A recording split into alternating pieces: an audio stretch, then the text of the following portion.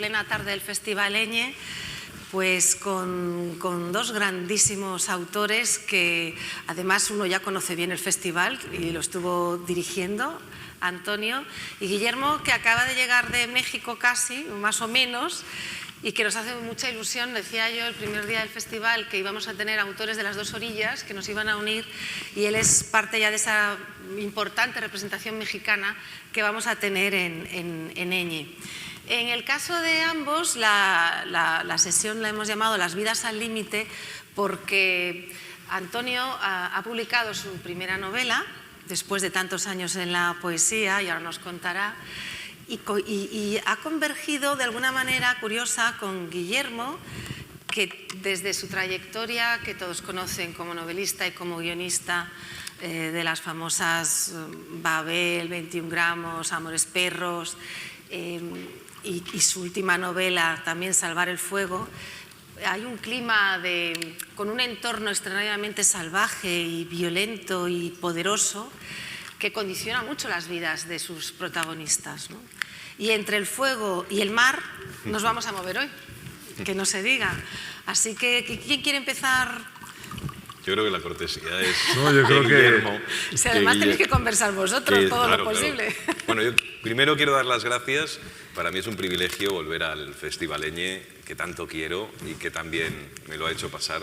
Y es un privilegio estar con Montse, que es una grandísima gestora cultural, y es un honor compartir este rato con Guillermo Arriaga, que es uno de los escritores, bien de cine, bien de narrativa, que yo más admiro, ya no solo por la trilogía o las 3 muertes de Melquíades o otras películas de él, sino porque yo he sido muy entusiasta de su narrativa. Desde muy pronto encontré a un escritor poderosísimo, de esos que tienen el quilate de la palabra propia, de esos que lanzan las palabras más lejos que la vida, que es lo que hay en la literatura de Arriaga. Así que para mí es un honor haber leído antes que casi nadie, por la fortuna de estar en el jurado del Premio Alfaguara, haber leído Salvar el fuego y luego haber tenido la oportunidad de conocer a ese hombre que es capaz de prendernos en ese galope de escritura tan singular y tan propio que es la obra de Arriaga. Y ahora sí que empiezas tú. O sea, ¿qué has hecho tú de presentador? Es una declaración de amor. Que tú aquí estás de autor, Antonio, que estás de autor. Yo tengo la cosa del plumilla de los periódicos. No, yo quiero agradecer al Festival Montse que me hayan invitado. Me siento muy honrado de que estén aquí con nosotros. Y Antonio, tú sabes cuánto te agradezco que hayas cambiado mi vida en ese jurado con el Premio Alfaguara. Leeré con mucho interés tu novela, no ha llegado a México, pero la leeré con mucho interés. Me estaba contando que se subió en un barco 21 días, un barco pesquero, y fue al Mar del Norte, una historia de pescadores muy interesante. Ya nos contará, porque hay una cuestión personal por la cual te subiste a ese barco, y me ha dicho que fueron 3 días de mareo, con una náusea que dijo ya que me avienten al mar y, ¿no?, que me usen de carnada para ver si los tiburones también. Entonces me parece que es una experiencia al límite. Sí. Sí. Como la de tus personajes. Es decir, tu obra es una obra muy de tierra, muy de Pachamama, muy del espacio concreto en el que sitúas. Y esta es una historia que no es la mía, es la de los marineros, que está en ese lugar de todas las intemperies, que es el mar de Gran Sol, donde no hay más que pesar, no hay más que fatiga y no hay más que un agua infame, ¿no? Pero es curioso cómo esas vidas al límite, la de tus personajes, que además son mucho más sofisticados que los marineros. Yo pienso, por ejemplo, en José Cuauhtémoc, es uno de los personajes principales de Salvar el fuego, o en Marina, ¿no?, que es la sofisticación. Pero son vidas al límite, claro, son retratos de personajes que de algún modo están en ese punto, en ese vértigo del abismo, en el que la vida se puede quebrar y deshacer. De hecho, algunos de ellos se deshacen muy rápidamente, y sin embargo hay una ética muy extraña, incluso la ética del delincuente o la ética del, no sé, del tipo que está penduleando alrededor del Código Penal, ¿no? Claro, a mí estos personajes tuyos que son tan poderosos siempre me han interesado. ¿Cuál es la forma de confección de esos seres que imagino que están en tu entorno, en tu alrededor, o más o menos son un patchwork de personajes que tú conoces, pero que se confeccionan al final como absolutamente veraces. Mira, no sé, ahorita me contarás tú, pero yo cuando escribo una novela no tengo idea para dónde voy. Yo la verdad me siento en mi escritorio con un argumento muy escueto. En El Salvar el Fuego es una mujer de clase muy alta mexicana, conoce a un homicida sentenciado a 50 años dentro de la cárcel y a partir de ahí se entabla una relación, es lo único que sé. Y la estructura la voy encontrando poco a poco. Sé que hay escritores que hacen mapas, que hacen esquemas, que toman notas, que hacen una investigación muy profunda de lo que están haciendo. Yo lo que hago es ir metiendo las cosas que me pasan en el día a día. Y hay escritores que dicen a gentes en las universidades, no escriban una novela si no saben el final. Yo digo, ¿para qué? Entonces, ¿cuál es el chiste de escribirla? Qué aburrido, ¿no? Si ya sabemos el final, ¿para qué? Y a mí me gusta escribir como lector. ¿Tú cómo escribes tú? ¿Cómo escribiste tu novela? Porque sé que la poesía es un proceso mucho más riguroso y mucho más delicado. Sí, es otra filigrana, pues. Es otra filigrana, es más frágil y es más caprichosa. No requiere la disciplina que requiere el sentarte cuando tienes una historia, aunque no sepas el final, pero una historia que tienes que impulsar, ¿no? Tienes que ir empujando. La historia de Buena Mar, que así se titula la novela, tiene que ver con la gratitud a unos personajes que fueron esos 11 marineros, 5 gallegos y 6 africanos, que para mí, si alguien me pregunta, ¿para ti qué es el mar? Pues para mí el mar son 11 nombres, ¿no? Son esos 11 nombres que le dieron sitio. Entonces, claro, cuando yo trabajé con un material que era absolutamente veraz. Yo escribí esta novela porque la viví, que es una cosa que me ha gustado mucho, vivir algo para poderlo contar. No he tenido que fingir casi nada, no he tenido que ficcionar, no he tenido que darle más que evocación a la cabeza o a las manos, y no he tenido que hacer un gran desarrollo de mundos que no he pisado, ¿no? Yo estuve con ellos, entonces ellos se han ido diseñando solos. Es verdad que yo tampoco sabía muy bien hacia dónde iba, ni siquiera pretendía o quise o entendía que esto debía ser una novela, que luego resultó, sino que yo me puse a escribir de toda aquella experiencia de esos seres absolutamente desconectados de los protocolos de tierra, esa gente que ahora mientras estamos nosotros hablando, ellos están ahí arriba faenando en la peor de las aguas. Y quiero pensar, sin caer en supercherías, que es una novela que de algún modo está dictada por las voces que yo tengo todavía en mi cabeza resonando de ellos. Yo sí me creo eso, que no sé si te sucede a ti con algunos de tus personajes o con los cuentos o... Mira, William Faulkner decía que él no entendía las novelas que escribía. Si yo soy un campesino del sur de los Estados Unidos, ¿por qué escribo yo esto? Y él decía, es que me la dicta, alguien me la dicta. Y esa sensación tengo yo, de que alguien me la está dictando. Claro, es el inconsciente que trabaja a una velocidad distinta a lo que trabaja tu consciente, y el inconsciente va acumulando todas las experiencias del día a día, en tu caso del viaje, y los mete en este depósito y las va estirando una por una hasta ir conformando la novela. Y yo creo que también hay que entender a qué tradición narrativa pertenece uno. Yo creo que pertenezco a una tradición narrativa que quiere contar una historia, en la que la historia prevalece y el lenguaje y la estructura están en función de la historia. Y a mí siempre me interesan las fronteras y por eso me interesan los seres al límite. Yo no sé si tengas, después de esta experiencia de la novela, si te apetezca seguir escribiendo novelas. Cuéntame. Sí, me apetece seguir escribiendo. Ahora me apetece mucho volver a casa. Mi casa es la poesía porque es donde más tiempo he pasado en mi vida. Ajá. Y la echo mucho de menos. Pero yo sé que sí que quiero volver a contar alguna historia, principalmente esas historias arteriales que claro, que los dos entendemos bien, esas historias que uno vive o intenta aprender a vivir, ¿no? Entonces sí me apetece volver a ello. Imagino que te pasa a ti con el cine. Tú también manejas dos registros, ¿no? El guión de cine, que es otra narrativa, y la novela. Y cuando sales de uno para estar en otro, o no sé si llevas dos proyectos a la vez, siempre hay un momento en que uno de los dos pesa más para regresar, ¿no? Siempre uno mira, cuando yo empecé en el cine, yo dije, quiero hacer películas que tengan textura de novela. Yo tuve un accidente de carretera, iba yo dormido, por primera vez en mi vida sin cinturón de seguridad en el asiento trasero. Íbamos en una zona muy montañosa y de pronto nada más oí que alguien gritó, hoyo, hoyo, y nos fuimos a un barranco. Y caímos como 10 metros, caída libre. Yo pegué contra una piedra. No crean que estoy calvo, la piedra, fue un rozón de la piedra. Y desperté en medio del accidente. Perdí la nariz, esto es una reconstrucción. Los huesos de la nariz se me fueron para el cerebro. Y fue tal la inflamación del cerebro que tuve amnesia. Y me obsesioné con el antes, el durante y el después del accidente.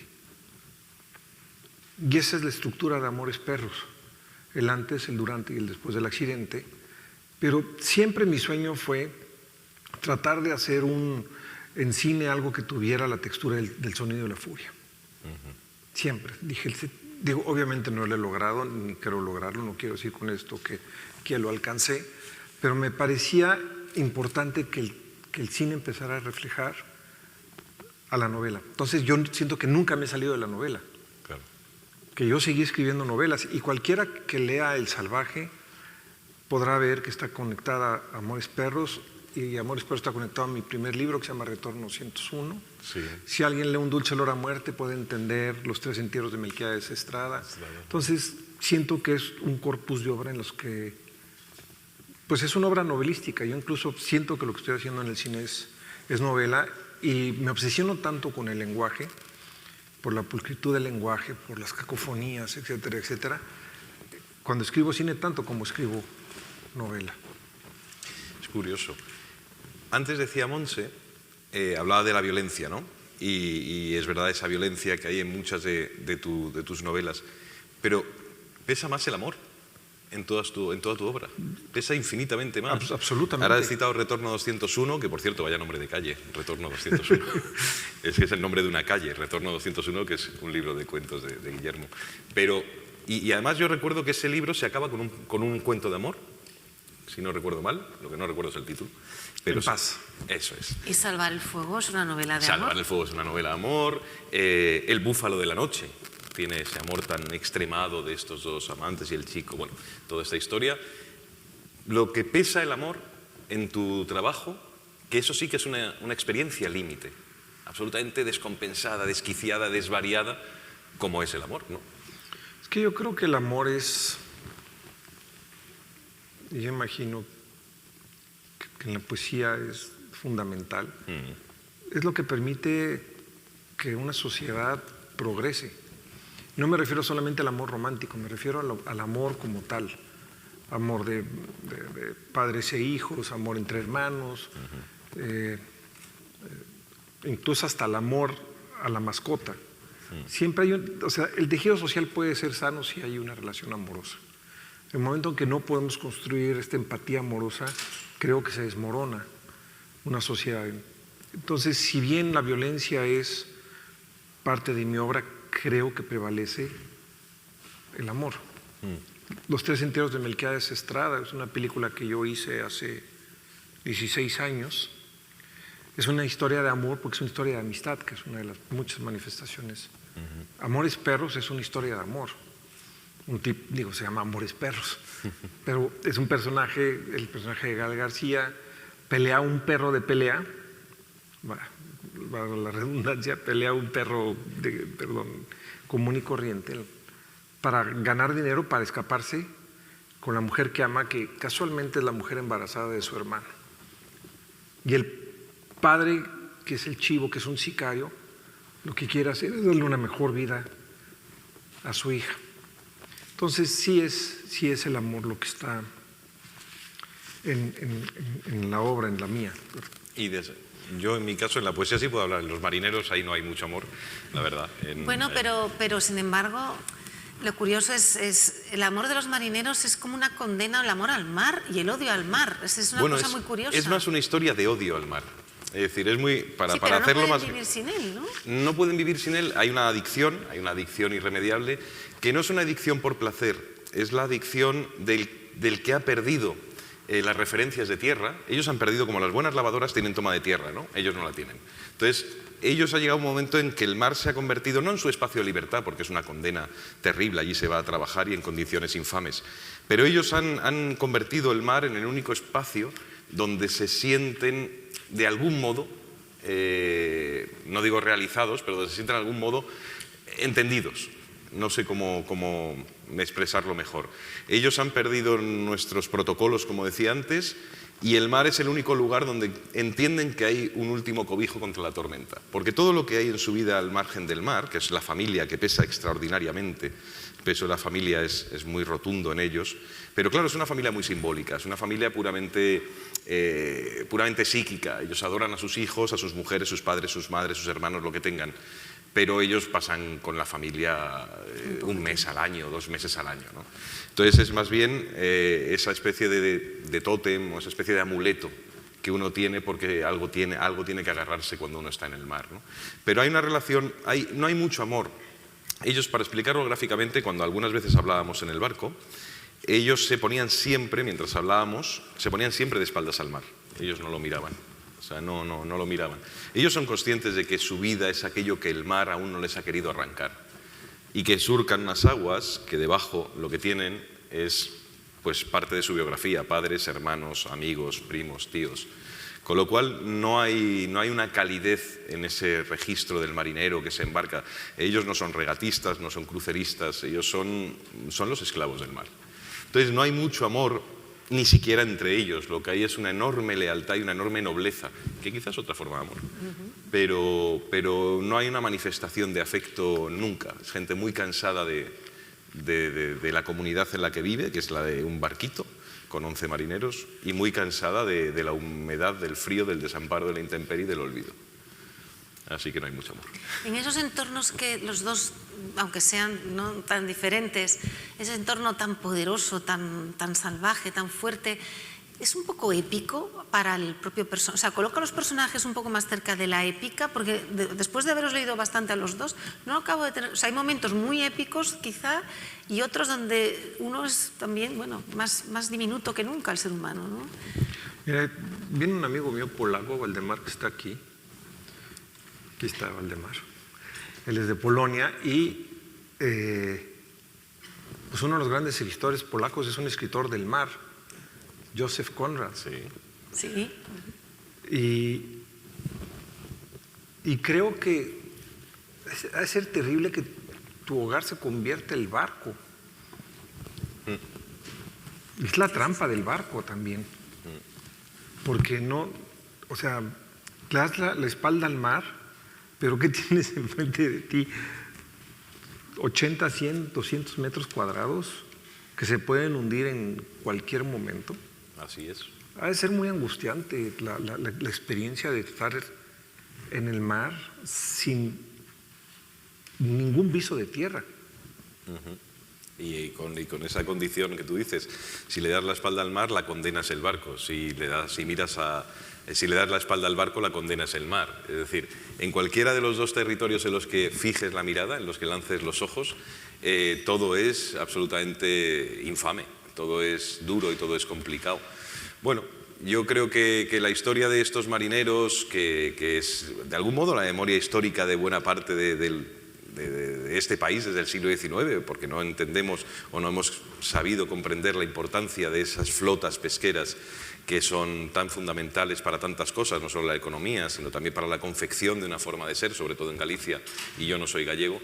Ellos nos enseñan, y yo con ellos aprendí algo muy importante. Hay una moral de sentirse extraviado, y esa moral de sentirse extraviado, que no es gente que se adorne de quejas, ni que se adorne de pesares, ni que se adorne de penumbras, sencillamente ha aceptado y ha claudicado ante la humillación del mar, porque el mar te humilla.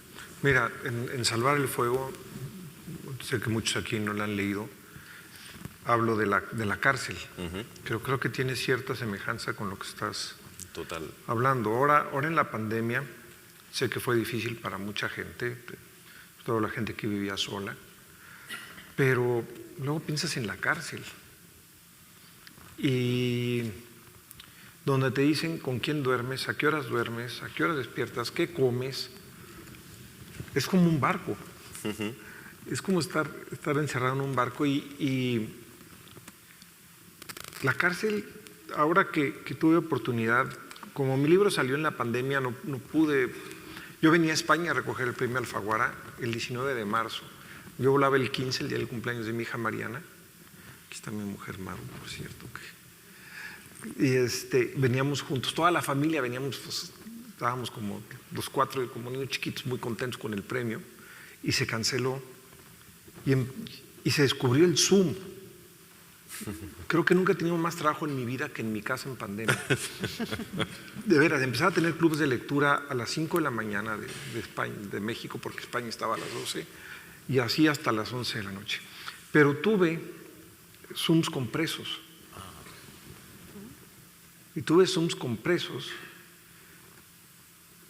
que tienen una mujer que estaba casada y se enamoraron de ellos. Ajá. Y es muy interesante la visión que tiene un preso, porque dice, ¿sabes qué?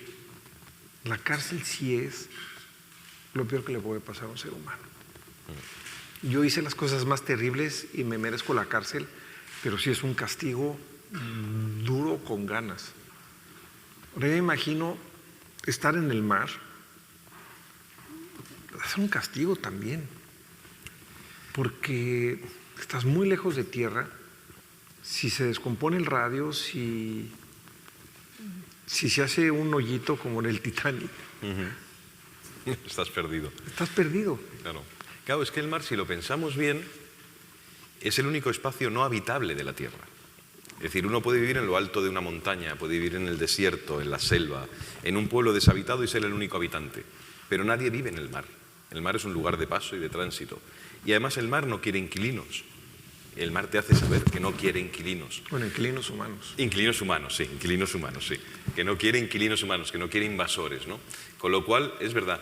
Ellos hablaban mucho de la cárcel. Y ahora me gustaría preguntarte, primero te cuento una anécdota que decían ellos de la cárcel y ahora te voy a preguntar algo sobre Salvar el Fuego y la cárcel. Yo les decía, claro, esto es como una prisión que dura 3 meses, claro, no es alguien que esté 25 años sin salir de su celda y su patio, ¿no? Digo, esto es como una prisión, y me decían, sí, pero el preso tiene derecho a visita y derecho a patio. Y es verdad. Es decir, nosotros durante los 3 meses que estamos aquí, jugándonos la piel y con ese repicar de la muerte permanente que hay en ese mar, aquí no hay posibilidad de una pequeña amortiguación, que sea una visita, que sea pues una salida al patio, aunque sea 1 hora, dar una vuelta y fumarse un cigarro al aire libre. Allí lo puedes hacer, pero no es un patio, es lo que es.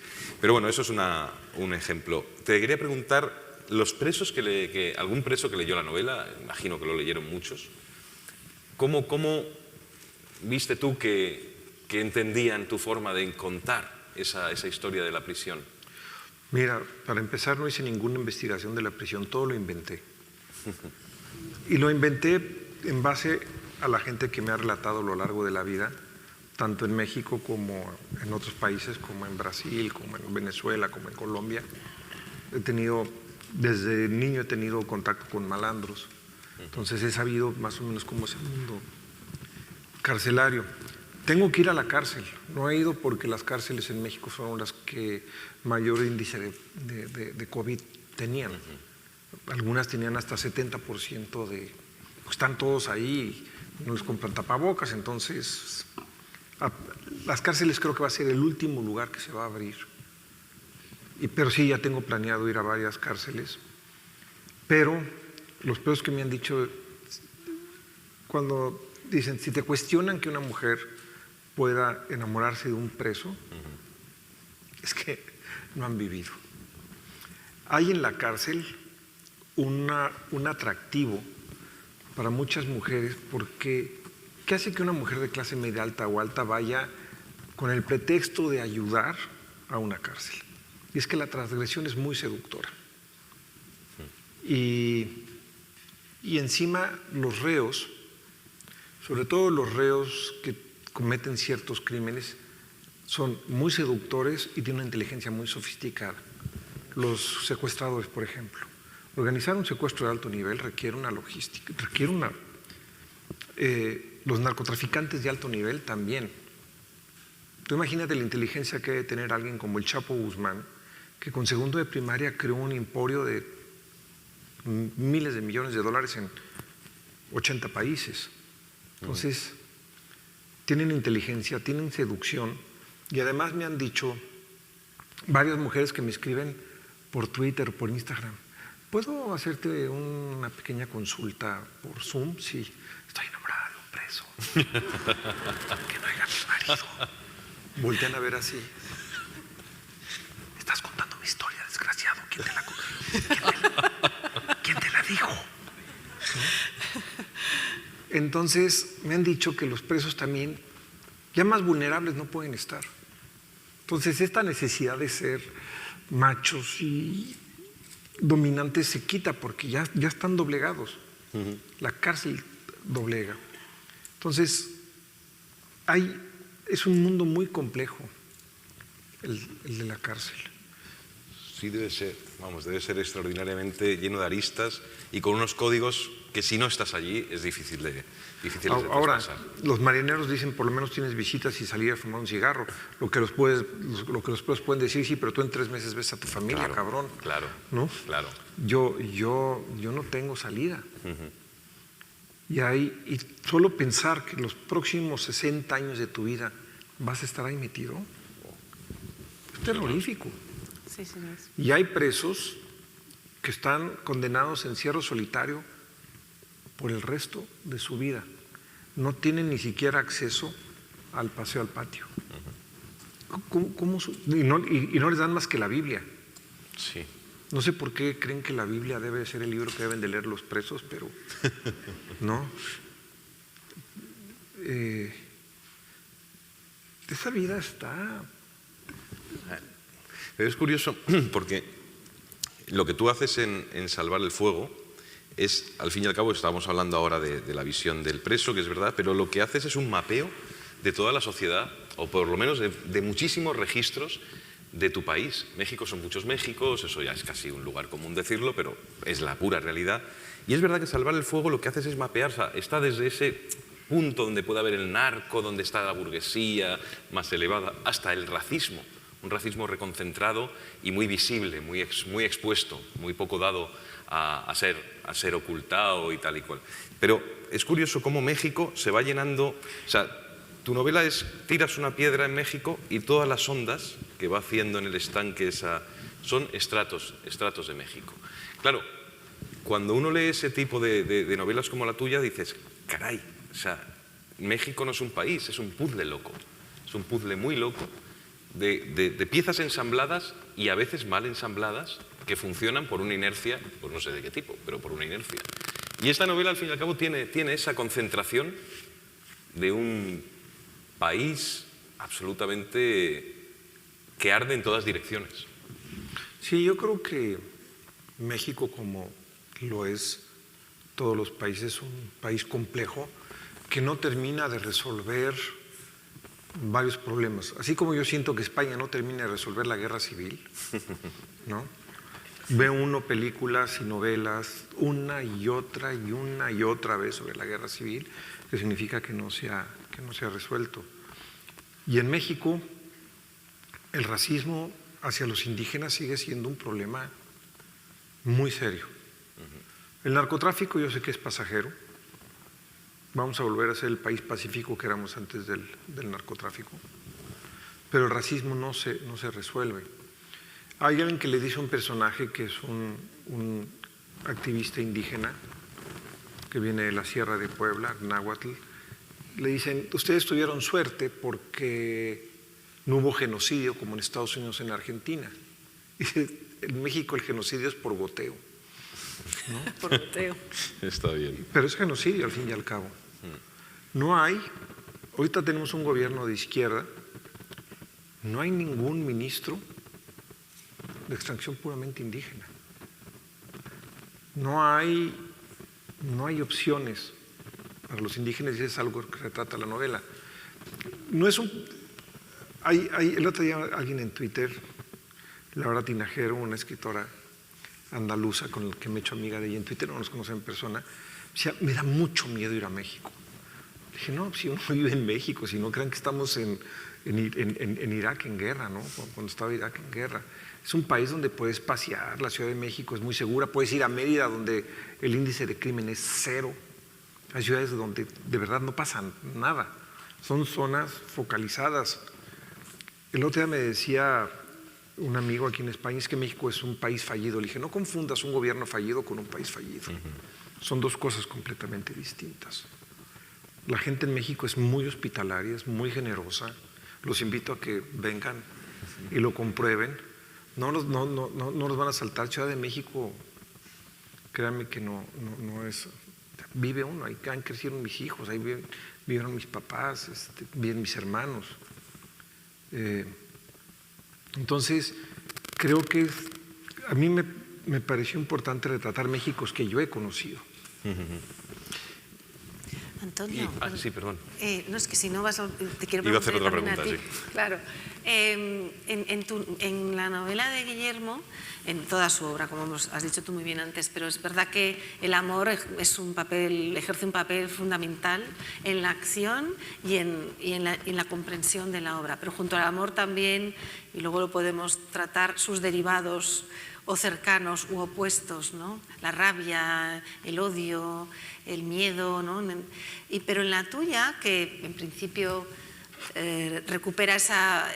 retrata esa aventura, porque para el narrador no deja de ser una aventura vital y emocional, también el amor ocupa un lugar importante, aparte de la reflexión tan interesante que has hecho sobre los marineros, ¿no? Sí.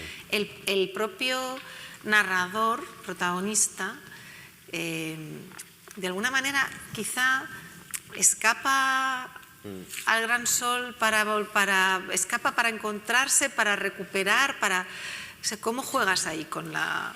Sí, es verdad que lo que hay es una huida, es decir, hay una necesidad de huida. Se llama Mauro, el narrador, que es muy curioso porque en ningún momento de la novela los marineros se refieren a él por su nombre, ¿no? Que es una forma también de no vincularse demasiado al elemento extraño del barco, ¿no? Pero este hombre lo que sale es con la vida muy deshecha de Madrid. Él tiene mis hechuras o mi contorno, pero no soy yo exactamente, hay muchas cosas de ficción, y él sí sale de Madrid con la vida muy, bueno, pues a ciertas edades uno mira hacia adelante y hacia atrás y a lo mejor hay cosas de lo que ha hecho que no le gustan, de su propia vida, de la inercia de sus cosas, de su propia aventura diaria que bueno, pues te parecen escasas ya. Y él sale así, él sale con una necesidad de probar cómo la distancia le puede dar la clave o el antídoto a ese momento de crisis, de querer dejarlo todo y no saber por dónde empezar a dejar las cosas, ¿no? Cierto es que cuando se va allí uno entiende que la distancia inevitablemente jamás aplaca los problemas, puede que los deje latentes o al revés, puede que los ensanche mucho más. Y en un barco esos problemas, esos demonios que uno aloja, salen disparados de manera espléndida. Y es lo que él se va dando cuenta, ¿no? Es decir, la salida porque su mujer lo va a dejar, le ha anunciado, tío, pues cuando llegues del barco yo ya no estaré en la casa, ya quedará vaciada la parte que me corresponde y ahí queda lo nuestro. Claro, él se va con esa sensación, esa bobada de que el mar le va a resolver, le va a llenar esa parte de la vida que se le está vaciando a chorros, ¿no? Eso a mí no me sucedió, pero entiendo que puede pasar dentro de un barco. Lo que sí me sucedió, y eso es curioso, porque creo que en algún momento del libro se dice, es que cuando ya volvíamos a puerto, pues al decimoséptimo día o por ahí ya sabíamos que regresábamos, ya quedaban 2 días de navegación para llegar a Castletownbere, al suroeste de Irlanda, y yo sí tuve una quiebra un poco disparatada. Todo lo que sucede a esos niveles en el mar siempre tiene un punto delirante. Lo que sí pensé es que quizá a mí me gustaba más esa vida que la mía. Es una pura fantasía, no podía ser cierto, ni podía ser verdad, ni yo no estoy hecho para esa vida.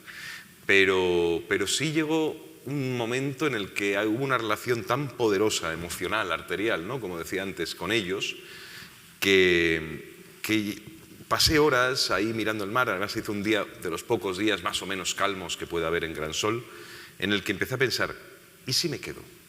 Es decir, ¿qué sucedería si yo, aparco mi vida de verdad? Es una fantasía, como el que se asoma a un precipicio y piensa, ¿y si me tiro? ¿No? Bueno, pues es más o menos lo mismo, lo que pasa es que intentando no saltar.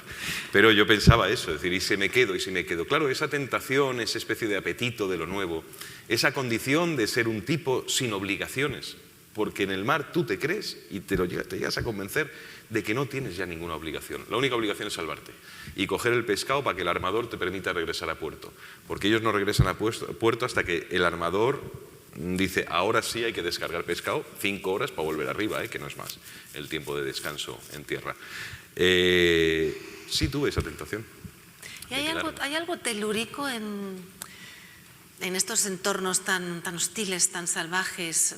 No sé, para vosotros mismos como escritores, algo que os atrae, que os tira hacia ahí, aparte de pensar en la propia violencia de los extremos en los que colocáis a los personajes. No sé si en el mar parece evidente, ¿no? Que antes hablabas de Conrad también, ¿no? Esa parte telúrica del propio viaje de Conrad que relata varias veces, como en El corazón de las tinieblas, por ejemplo.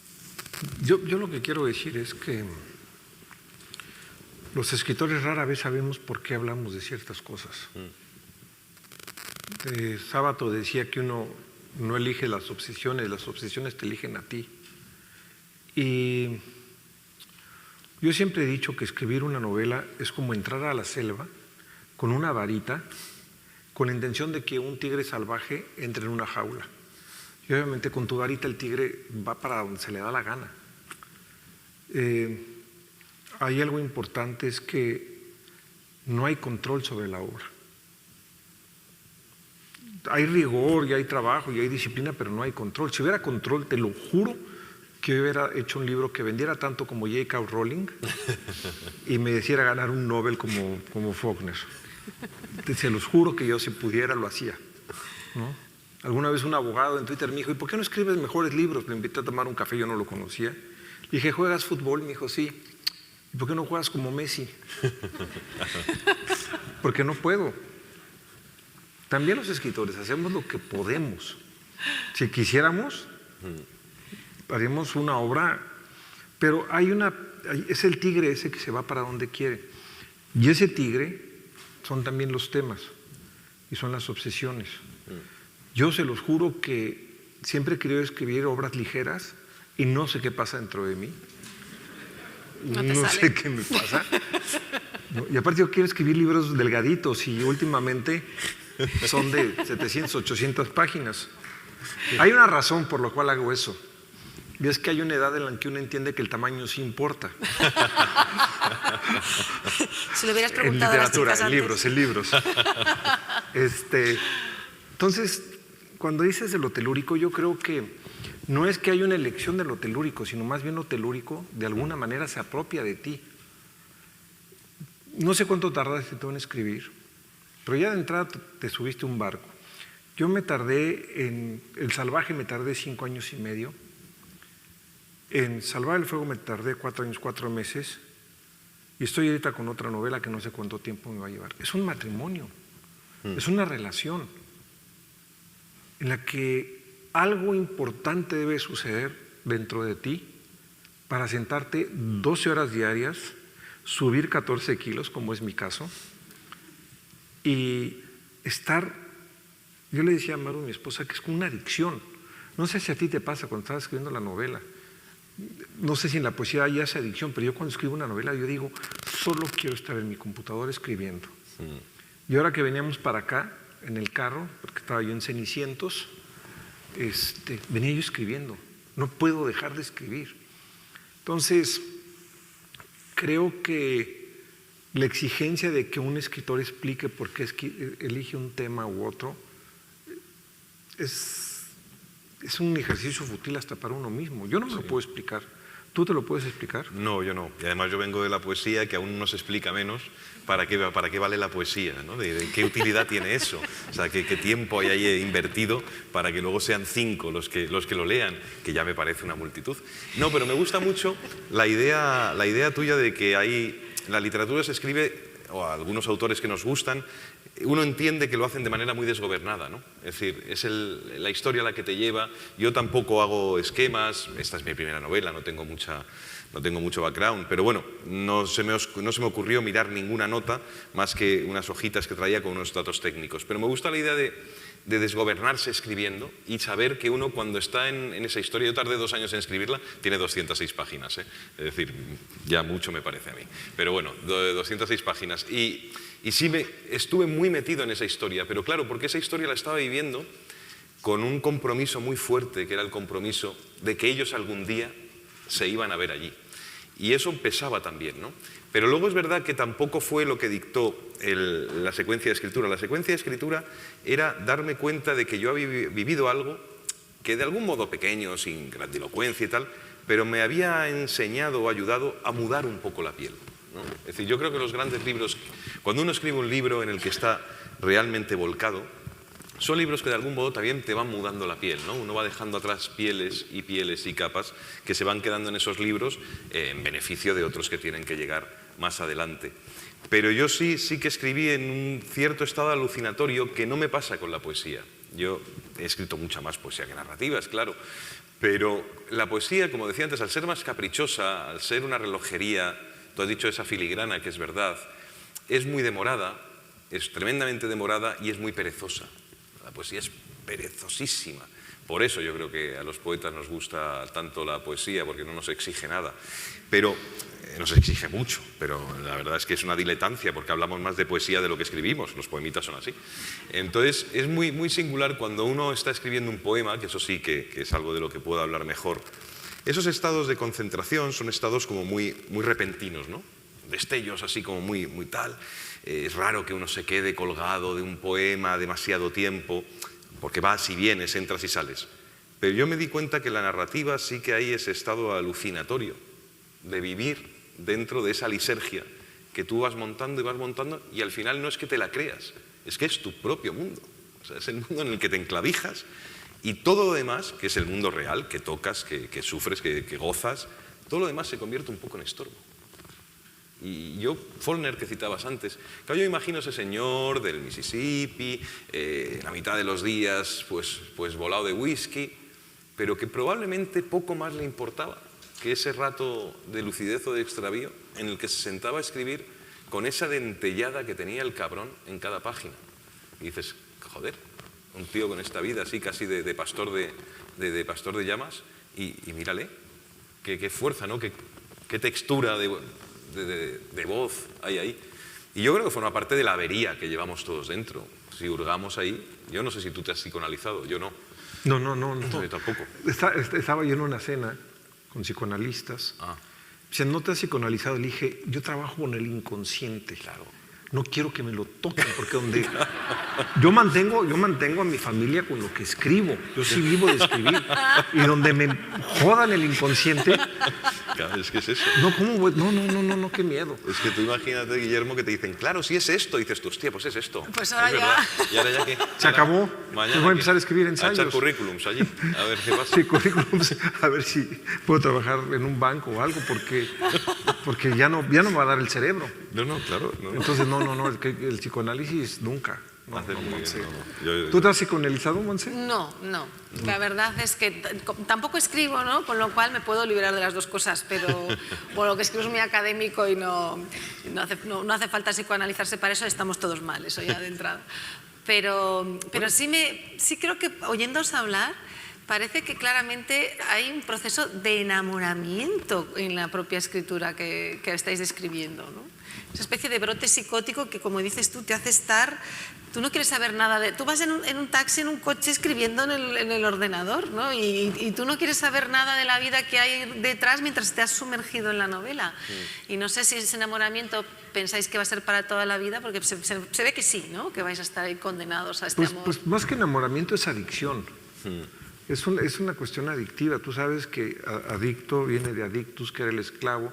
Si tú tenías una deuda y no podías pagarla, entonces te convertías en un adicto, que era un esclavo al servicio en el que trabajabas determinado número de años hasta que el propietario de la deuda sentía que ya estaba saldada. Pero es una adicción, más que enamoramiento, porque el enamoramiento es va y viene. Aquí es la novela la que te jala y te manda, no sé si fue tu caso, te da órdenes, te exige. Y está todo el tiempo en mi cabeza. Hoy venía caminando en el monte con un amigo, con Iván de Gregorio, y me decía, ¿de qué te estás riendo? Volteé y me dijo, ¿qué te pasa? ¿Por qué te ríes solo? Es que venía pensando en la novela, ¿no? Y mis hijos y Maru saben que estoy escribiendo una novela cuando estoy comiendo y empiezo.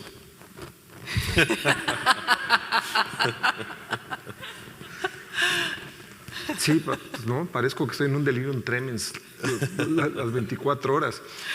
Y es que sí, y yo terminé El Salvaje y a las 2 o 3 semanas ya estaba escribiendo Salvar el Fuego. Terminé de Salvar el Fuego y a las 2 o 3 semanas ya estaba escribiendo la nueva. La nueva es como un deseo de embarazarse, ¿no? Es como si estar en estado de gravidez sea lo más divertido del mundo. Creo que las mujeres me dirán que no es tan divertido. Efectivamente. Pero hay esta necesidad compulsiva de seguir creando. Yo la tengo, esa necesidad compulsiva de crear ficciones. Así que ya estás con una nueva novela. Ajá. En la que al final habrá seguro violencia, fuerza desatada y casi en modo neorromántico. Es una comedia romántica. Nos vamos a citar aquí. Como Amores Perros. Una comedia romántica. Dentro de 5 años y medio, cuando la hayas terminado, nos volvemos a citar aquí y nos cuentas. Carolina, mi editora, ¿dónde estás, Carolina? Acá está mi jefa, una de mis jefas. Ya voy en la página 320 y no creo que ni vaya a la mitad. No, pues cada vez que ven mis libros, yo imagino que Alfaguara dice,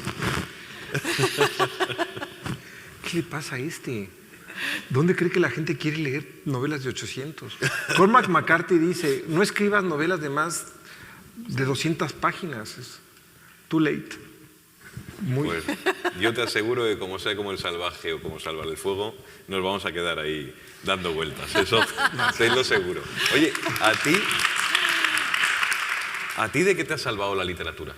De nada, de pagar las colegiaturas de mis hijos. No es mala salvación. No, fíjate, yo la verdad me considero un hombre muy feliz. Ya sé que si alguien lee mis libros es chistoso, pero en algunos festivales literarios o de cine, la gente avienta monedas, en México decimos volados, no sé cómo digan acá. Es la suerte de la moneda para ver quién va a recogerme en el aeropuerto porque les doy miedo. Ven mis películas, leen mis libros y dicen, no, ese tipo se ha de meter hasta la cocina, ¿no? Piensan que soy un alcohólico oscuro, pero la verdad es que soy un hombre muy feliz, ¿no? Entonces no me ha salvado de nada. Eso me hace mucha gracia porque yo he tenido la suerte de entrevistar 2 o 3 ocasiones para el periódico a Fernando Vallejo. Y Fernando Vallejo, claro, los libros de Vallejo son como pelotones de fusilamiento para el lector, ¿no? Todo es una salvajada, todo es tal. Y tú hablas con Vallejo y la primera vez que le llamo, porque él ya no viene a España por el tema de los visados y tal, ¿no? Pero la primera vez que le llamo dije, ya verás tú, o sea, es el ogro feroz de la literatura latinoamericana, este señor, a ver cómo le entro. Hola, buenas tardes, un placer conocerle, esta es su casa, si viene a Colombia. Y era como una monjita. Digo, es un vietnamita de matorral el tío, o sea, de esos que está agazapado y cuando sale con los libros sale a deflagrarlo todo. Y luego era un señor que te invitaba al té cuando fueses a Colombia, Medellín era tu casa, no dudes en pasar a conocer a Brusca, pues mi perra, que es maravillosa. Y yo decía, pero joder. Entonces, claro, entiendo que leyendo tus libros dirán, hostia, viene Arriaga, madre mía. No, la verdad, entonces, a mí no me han salvado de nada los libros porque en serio, mira, viví episodios de violencia muy fuertes de niño. La verdad, muy brutales. ¿Perdiste el olfato por eso? Perdí el olfato, pero me hicieron cosas. Estaba platicando en la comida que yo tenía 8 años, tenía fiebre, me sentía muy mal y me salí a tomar el sol. Y llegaron unos tipos como de 20 y tantos, me dicen, ¿qué te pasa? Me siento mal, te vamos a curar. Y me quemaron con cigarros. Cuando yo tenía 10 años, un tipo grité una grosería como, ¡pendejo! Me agarró a batazos. Yo tenía 10 años, me agarró a batazos. Pero lejos de que me traumaran, yo decía, mis compañeritos de la escuela privada nunca van a vivir eso, yo ya tengo algo que contar. Me decía, ¡yes! Me quemaron, ¡yes! Me dieron porque tenía algo que contar.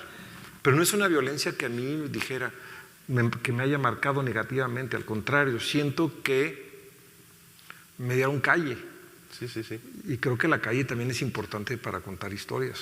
Guau, y tanto. Después de lo que acabas de decir, que veo que Antonio la próxima novela va a ser en Alaska, en una base perdida del...